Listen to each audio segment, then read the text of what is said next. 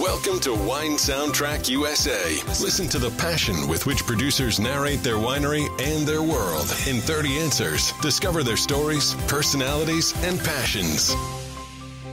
Hello, friends and listeners of Wine Soundtrack. This is Allison Levine, and today I'm with Christophe PAubert of Stag's Leap Winery in Napa Valley. Welcome, Christophe. And to start off, I want to clarify with everyone that we're with Stag's Leap Winery. That's STAGS apostrophe. It is. As opposed to the other winery. Wine cellar. The other winery is Stag's Leap Wine Cellar, and we're Stag's Leap Winery. Wonderful. So, Christophe, can you tell us a little bit about Stag's Leap Winery? Well, that was the first winery established in the Stag's Leap that became later Stag's District. And it was in the first owner, Horace Chase, purchased this winery late 1880s. The vineyard was already established. And he built, it was a wedding gift. He built the house for his wife. It's a pretty nice wedding gift. And developed the winery and made wine until 1910. Wonderful. Now, I've been up there to the wonderful old house, and it's a beautiful property. What different wines are you making? What grapes are you growing there? Wow. So there is two sides of the winery. There is the estate itself. We have around 85 acres. When I arrived, we had only Merlot, Petit Syrah, and Cabernet, and we planted a bit of Petit Verdot and Malbec, and this year just a very tiny piece of Tannat. Ooh. Yeah, I like big wines, and and after that we also make other wines that are coming from a vineyard we own and some fruit we buy also. And what's your total case production? Around 100,000. Oh, nice, large size. You're obviously not American. You come from France. Tell me, what is your first memory relevant to wine? When were you first introduced to it that you recall? That's a very long time ago. Very, very, very long time ago. I will not tell you how many years. My grandfather was a cellar master. And he was accommodated where he was working. So since I can remember, I remember the smell of wine in barrels and the hammering of the bunks on the barrels. So, and I was a baby. So I remember that. And I come from Bordeaux, from Sauternes, and wine and vineyards are everywhere. So I was born in it. You were born in it. So it's obviously drunk a lot of wine and lived in a wonderful region. Do you remember the first memorable wine you had, what the occasion was and what that wine was? I wouldn't pinpoint one wine in particular because, again, I come from a culture where we are living in wine. But being from Sauternes, yes, it was sweet wines. It was sweet wines, yeah. It's a pretty good memory to have. Among all the populations in the world, who do you think drinks the best in terms of quality? So we need to define quality first. Okay. And I don't think... It's very personal. I wouldn't categorize that. I think everybody who likes wine, even if it would be one person in one country only drinking wine, it may be the best. So I don't know. Fair enough. So do you collect wine as well as drink what's readily available? Not a lot. Not a lot. Yeah, I'm not a big collectioner. I am more... when I see something that I'm interested to try, because I like to try new things. Mm-hmm. And so I purchase it and try it. But no, I'm not a big collectioner. And I know this is going to be sort of a question that I can predict your answer here. But do you think there's a such thing as a perfect variety? For who? Aha! For you as a winemaker. No, that doesn't exist either. It's wine and taste in wine is so subjective. There is so many wine existing in the world, so many tastes, so many people liking different things. I repeat all the time, try new things, and you will, as long as you don't pay too much for it, you will learn about what you like through things you don't like. So try a maximum of wine, learn by yourself, don't listen too much to people, make your own taste, don't do whatever other people do because it is a trend. Experience and build your own palate. And something interesting, for instance, is about old wines. Everybody put a lot of value in old wines. I personally don't like very much so many old wines. I prefer the wines where they are in the middle when they still have fruit. We can still see the terroir. They have a bit of age, but majority of very old wine are for most of them dead. And I see people drinking dead wines and they could have enjoyed them a bit earlier. Some people love it. Continue to do it. But what I mean, don't do things because other people do it. Do it because you like it and it makes sense to you. Well, talking about marching to the beat of your own drum, let me ask you, what's your opinion on wine critics and scores? That brings a lot of attention to the whole business. I think it pushes people to try to always do better.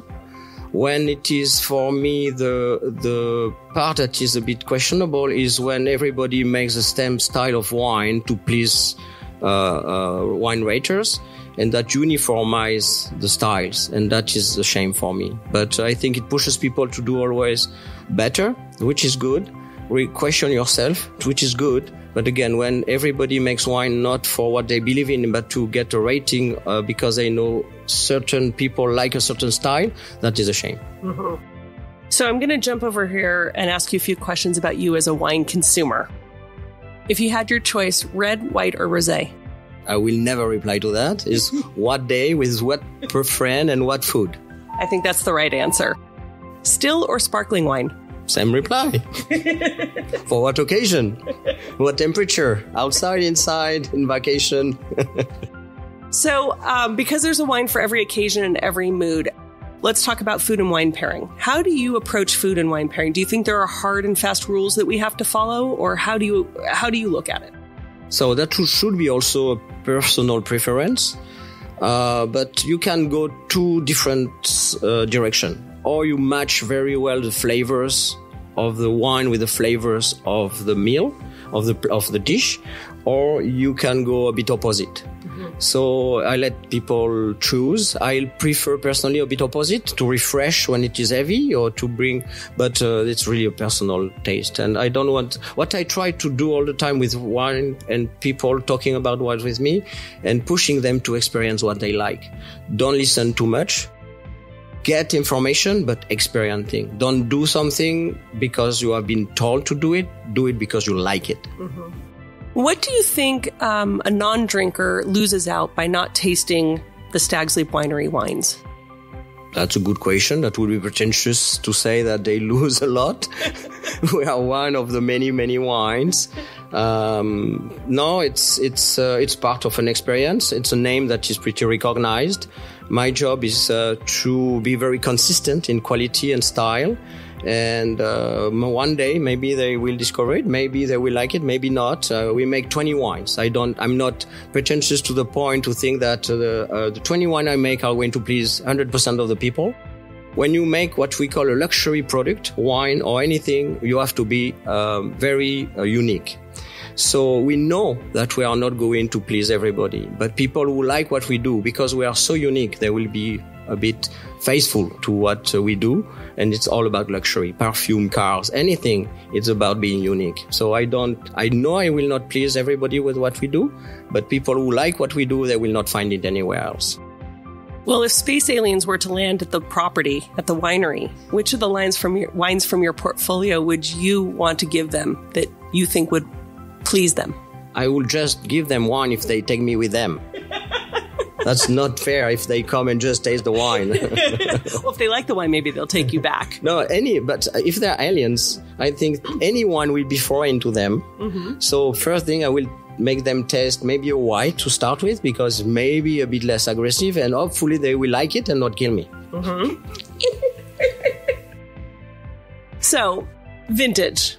We talk about vintage variation from year to year, that every vintage tells a different story. Do you think that there are more things that will repeat themselves from year to year, or that is not true?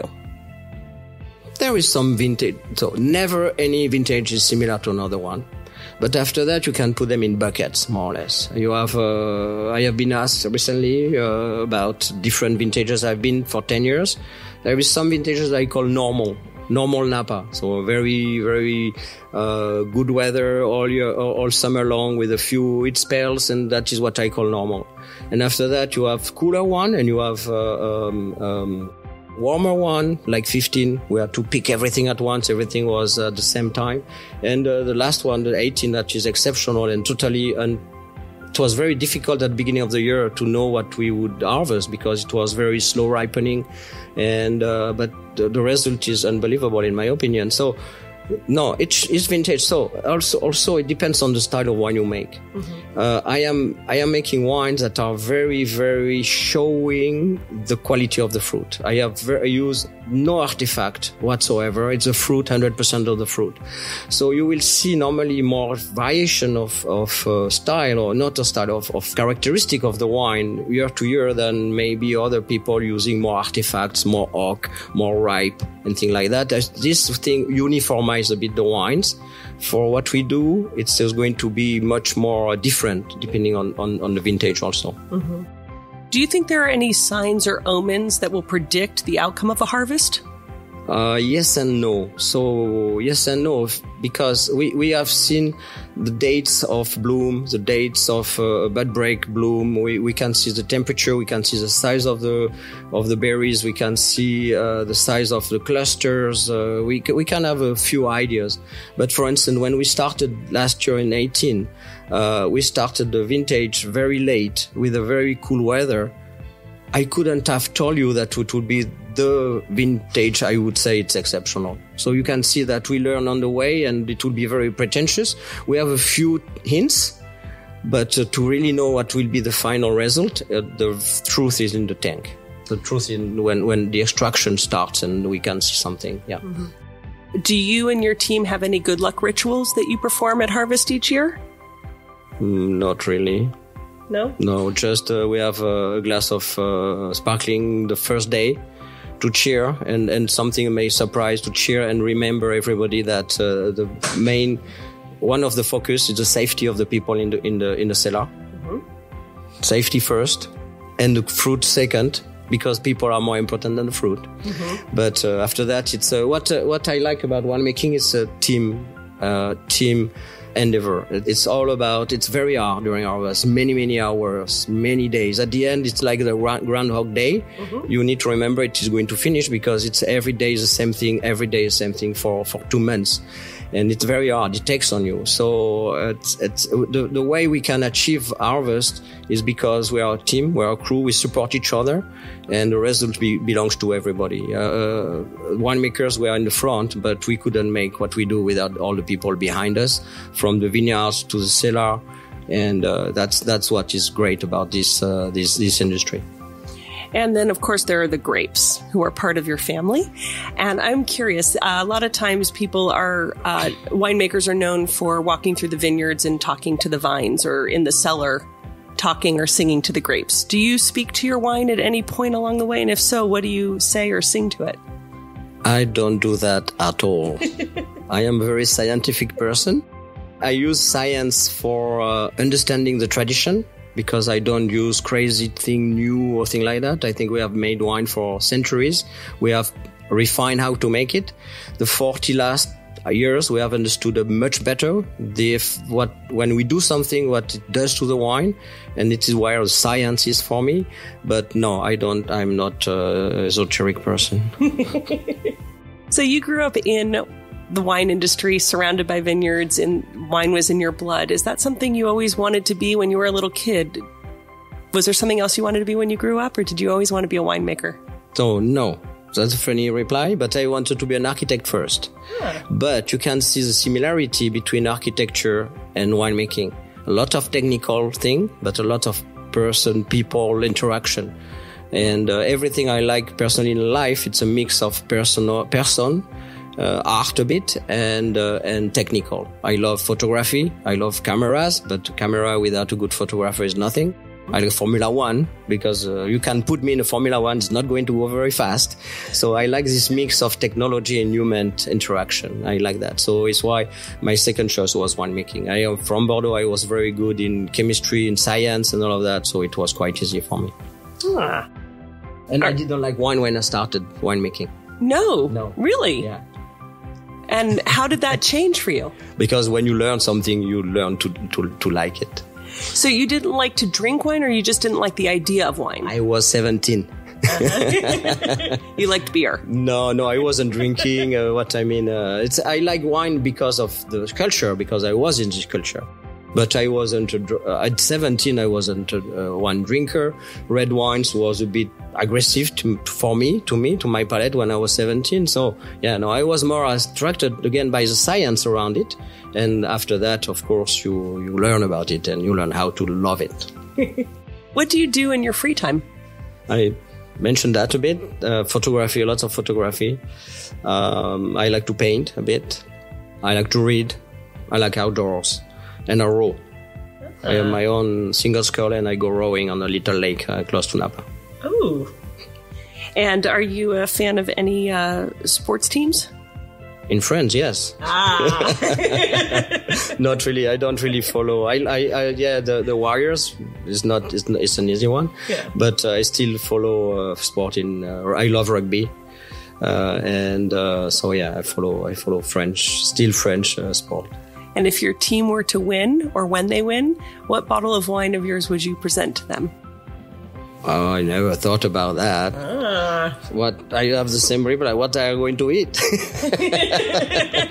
No, I can't reply to that. Too many wines to choose from. What is the best piece of advice you've ever received? Don't try to make a wine better than the grape can deliver. And if you could offer advice to our listeners today, what kind of advice would you give them? About what? Anything you like. Experiment. In wine and anything. Looking back at your career, what would you say your proudest achievement is to date in your work? It's about team again. It's to see how people in the cellar, in different places, you can make them focus all together, different people. It's like a boat to go in the same direction and achieve it. That's that. And after that, it's for this brand in particular, for Stags, I think I am proud of something that may be a bit funny for some people, but the people who sell our wine love the wine, and that makes their life more easy. So the fact that people who sell the wine believe in the wine they sell, that's a big win for me. I think that's a pretty good accomplishment. So complete the sentence. A table without wine is like? A sailboat without sail. Okay, so I'm going to make you think now. If a VIP person from any walk of life, living or deceased, was sitting in a restaurant and the paparazzi snap a photo of them, and in the background of that photo is a bottle of Stag's Leap Winery wine sitting there, who would you want that person to be? Einstein. That was an easy one for you. So, we're going through climate change and things are changing all the time. Do you think we'll be drinking wines in 200 years' time, or for that matter, even longer beyond that? It's very difficult to know because I don't have a crystal ball. But it has been with the humans for 2 millennium already, 2000 years. So, and there is, trends maybe go up and down with other different products, but, I don't know a lot of beverages as a family that are so well pairing with food. Mm-hmm. So I think because of that, we may see new trend, but I think it will still be there because again, the pairing with food is pretty amazing. So. Mm-hmm. What are 3 wines you would take with you if you were sent off to a deserted island? No, I would try to find fruit to ferment and make something new. I think that's probably a longer lasting solution than 3 bottles of wine. I think the probability to find something to ferment will be higher than to have wine. So I will try to do something and have fun. So. Well, since I wasn't going to get any wines out of you for that answer, that's a good answer. So you are from France and you live in Napa. I'm sure you've traveled the world. Is there one wine region in the world that you still are looking forward to discovering and exploring?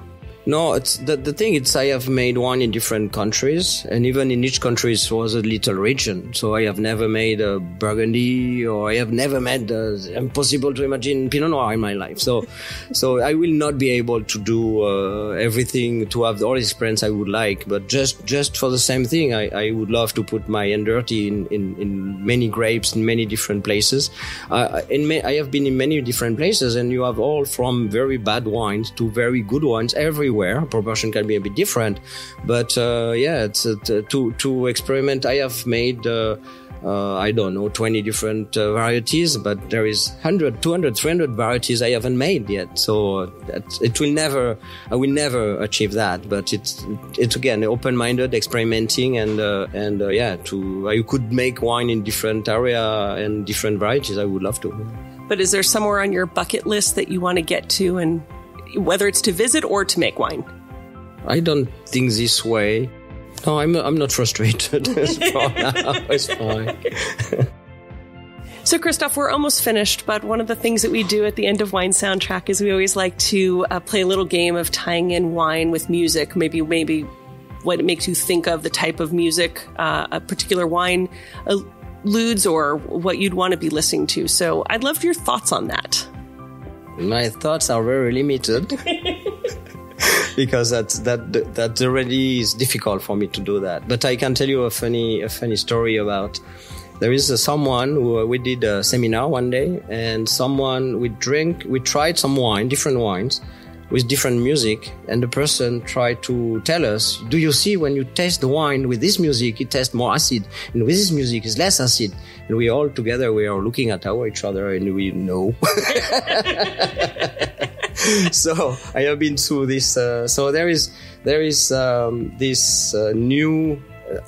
Someone every day try to invent something new, and so it was a bit of this environment. So someone wanted to show us that he discovered something about wine and music, but it don't work for us. But what I can tell you, I love music. I love any type of music, and when I drink, I listen music, but I haven't thought about what wine with what music. Well, on that note, we will not pressure you to guess any others, but I want to thank you for taking the time to meet with us today. And if you could tell, before we go, a little information again, where people can find your wine and can they visit you? Oh, they can visit us on the Napa Valley. We're on Silverado Trail. You can find us very easy. Also, we are stagsleep.com. No apostrophes. Stagsleep.com, and the wines are available across the country. Yeah, normally, yes. So we have some estate wines that are much smaller case number that are a bit difficult to find. There is a lot of wine only, you can find them only at the winery, but many of the wine you can find them everywhere. Wonderful. Well, thank you for joining us today, and have a great afternoon. My pleasure. Thank you.